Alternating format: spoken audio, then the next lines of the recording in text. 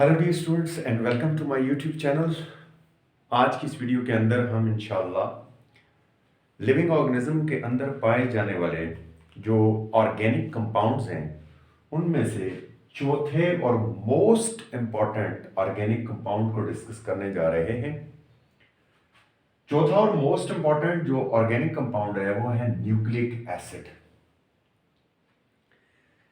Nucleic acid आता तो चौथे नंबर पे है, लेकिन अगर इंपॉर्टेंस का ख्याल किया जाए तो ये नंबर 1 है। वो कैसे?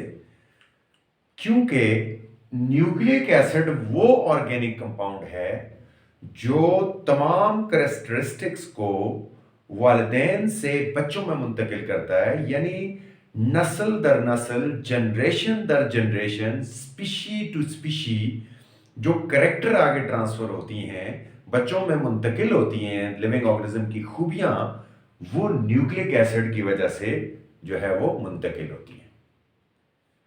अब न्यूक्लिक एसिड दो किस्म के होते हैं।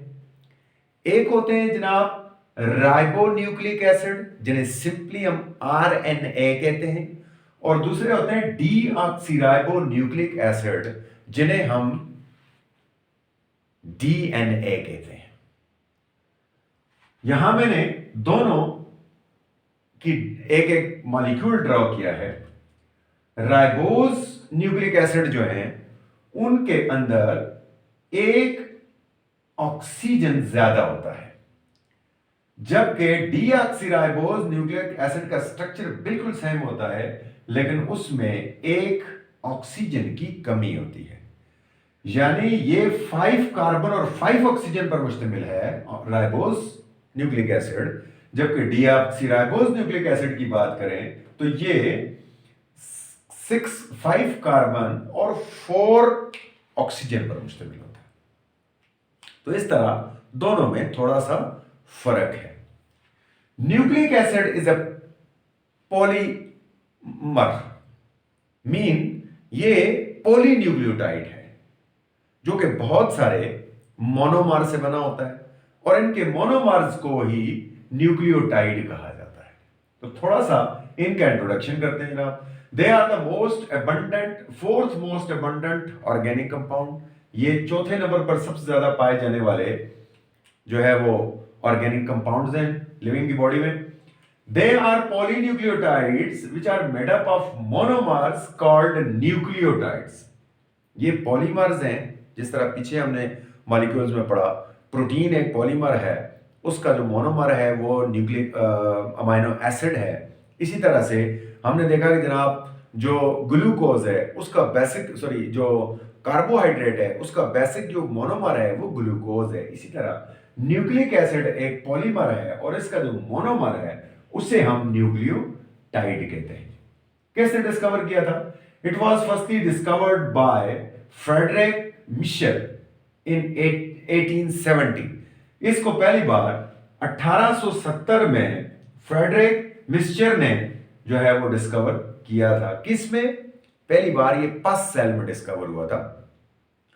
पस सेल क्या होता है? जहां पर कोई इन्फेक्शन हो चुका होता है, उसके बाद ब्लड बिल्डिंग या मुख्तलिफ प्रोसेस से गुजरने के बाद वो इन्फेक्शन जो है वो पस में बदल जाता है। वहां से जो पस सेल निकलते हैं, उन पस सेल को पहली बार फ्रेडरिक मिस्चर ने जो है वो ऑब्जर्व किया और उसमें उसको न्यूक्लिक एसिड सेंटर में दिखाई दिया जो कि उसके न्यूक्लियस में मौजूद था।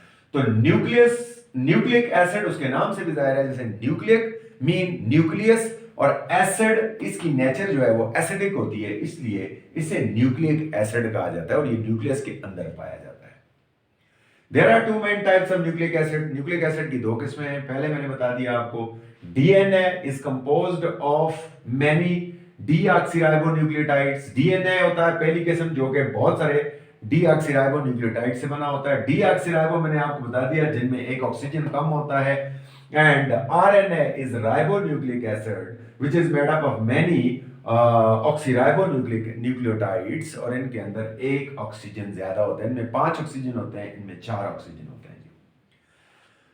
आज हम डीएनए आरएनए को डिटेल से नहीं पढ़ेंगे, ये पॉलीसेकेराइड है, ये इंशाल्लाह हम अगले लेक्चर में डिस्कस करेंगे। आज हम ये देखते हैं कि ये न्यूक्लिक एसिड बेसिकली खुद किस चीज से बना हुआ है, खुद बना हुआ है न्यूक्लियोटाइड से। तो आज हम न्यूक्लियोटाइड के स्ट्रक्चर को थोड़ा डिस्कस करते हैं कि न्यूक्लियोटाइड के अंदर क्या क्या लगा होता है। A nucleotide is composed of 3 components. Nucleotide जिससे मिलकर न्यूक्लिक एसिड बनता है वो खुद 3 कंपोनेंट्स पर मुश्तमिल है। कौन कौन से जनाब? Pentose sugar, nitrogenous base and phosphoric acid. इसके अंदर 3 चीजें होती हैं। एक होता है जनाब पेंटोज शुगर।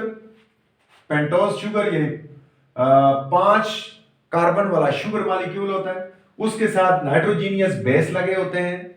नाइट्रोजीनियस बेस में भी आपको बताऊंगा कि 2 डिफरेंट किस्म के होते हैं, और उसके साथ एक फास्फेट लगा होता है जिसे हम फास्फोरिक एसिड कहते हैं।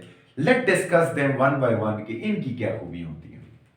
Pentose sugar is a 5 carbon compound and it is either ribose or deoxyribose। यहां देखें ribose and deoxyribose।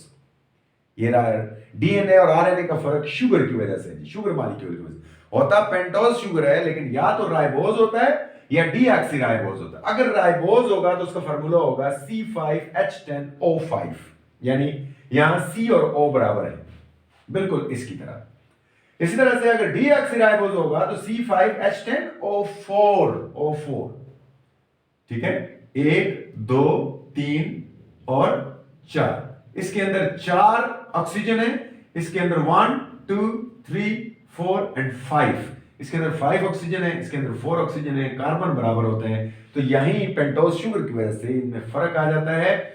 Okay ji, nitrogenous basis की बात करते हैं दूसरे नंबर पर। Nitrogenous bases are also of 2 types. Nitrogenous bases भी 2 किस्म की होती है।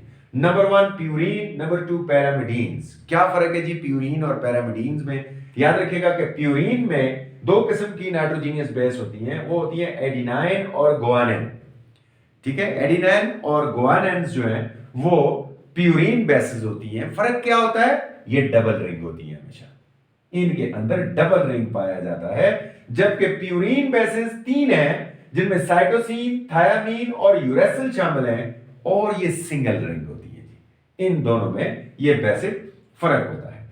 और जो नाइट्रोजीनियस बेस है वो ऑलवेज अटैच करती है कार्बन 1 पर। ये है जी कार्बन 1। नाइट्रोजीनियस बेस हमेशा यहां कार्बन 1 पर अटैच करेगी। ठीक है, और जो कि पेंटोज शुगर के कार्बन 1 पर अटैच होगी जी। उसके बाद फास्फोरिक एसिड की बात करते हैं, जो तीसरी चीज हमने कहा कि इसमें पाई जाती है phosphoric acid. It always attach eight carbon number 5। This is carbon number 5। ये हमेशा कार्बन नंबर 5 पर अटैच होगा।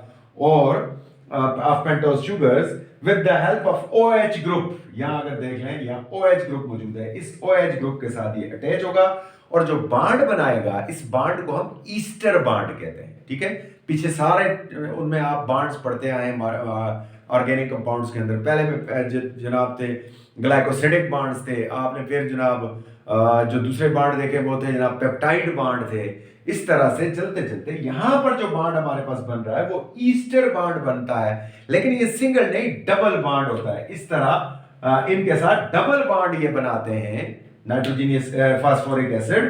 तो इस डबल बांड की वजह से हम इनको फास्फोडाइस्टर बांड कहते हैं। कौन सा बांड होता है जी? फास्फोडाइस्टर बांड यहां बनता है इनकी वजह से।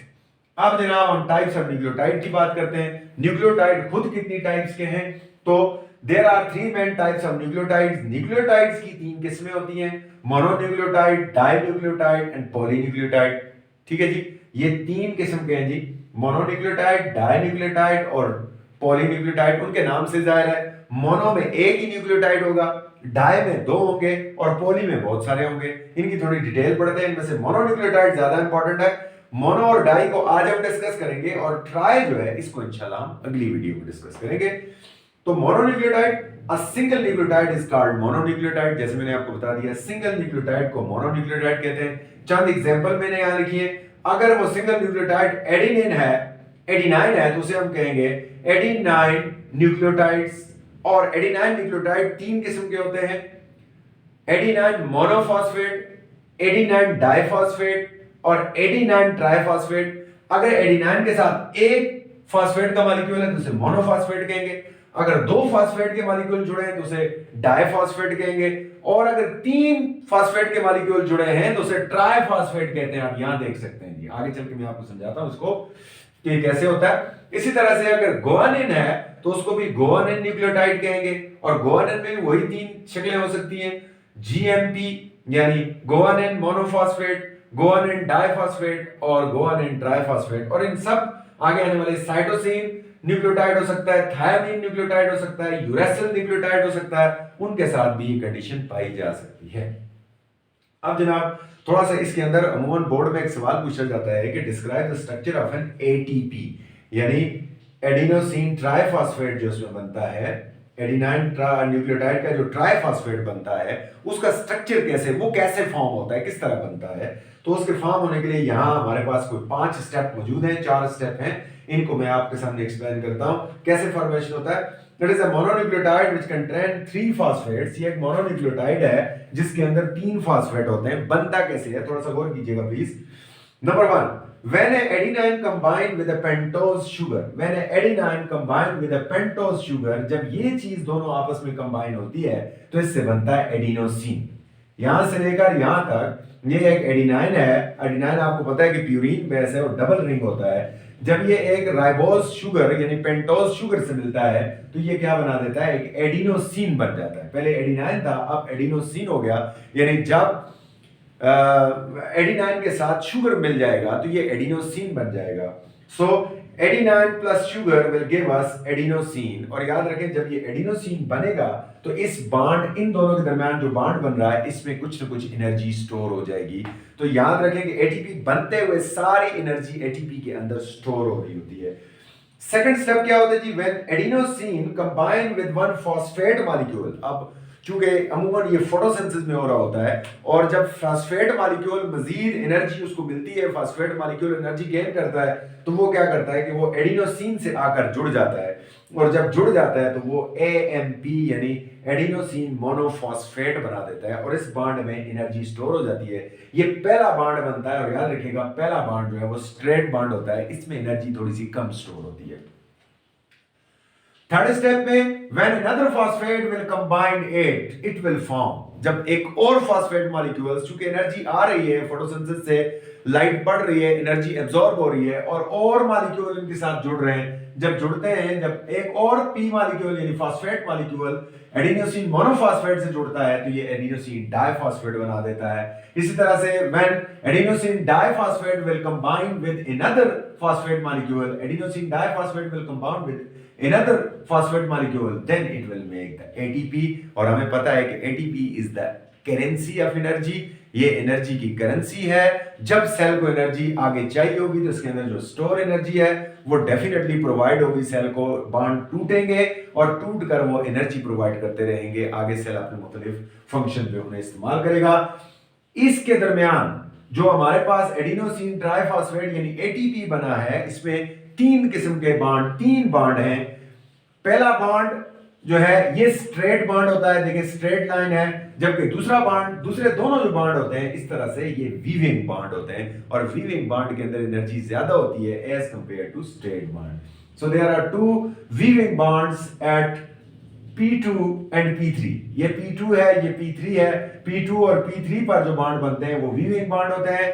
And while straight line bond is formed at P1, straight line जो बॉन्ड होता है वो लाइन 1 पर बनता है।